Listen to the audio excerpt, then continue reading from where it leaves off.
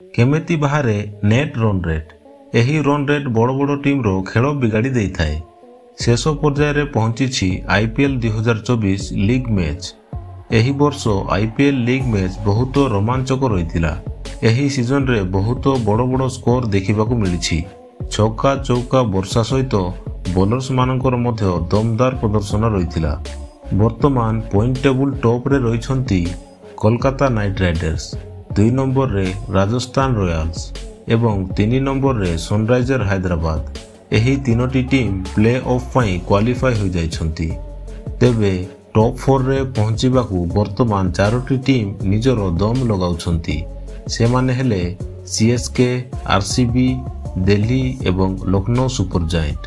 Chennai super Kings एवं royal challenger Bangalore मध्य खेला जिबाकू थिबा 18 तारिखर मैच सहित नेट रन रेट डिसाइड करिवो जे केउ टीम टॉप 4 रे प्ले ऑफ पई क्वालिफाई करिवो।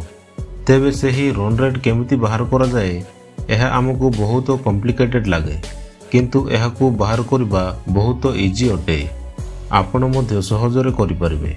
तेबे आसंतु जानिबा।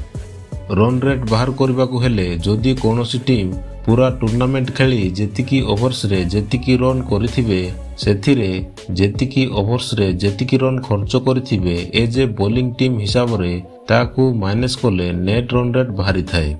कोन कंफ्यूज हे गले कि आसंतु एग्जांपल रे जानिबा। धरि नियंतु सीएसके पूरा टूर्नामेंट रे बैटिंग करी 2333 रन करिछि 254.4 ओवर्स रे। एहाकू डिवाइड कोले 9.160 आसीबो। सेहिपरि सीएसके बॉलिंग करी 2197 रन खर्च करिछि 254.3 ओवर्स रे। एहाकू डिवाइड कोले आसीबो 8.632। तेबे 9.160 माइनस 8.632 इज इक्वल टू 0.582। यह होछि सीएसके रो रन रेट। तेबे फ्रेंड्स आपण माने आगरो जानिथिले कि कमेंट रे निश्चय जणेबे।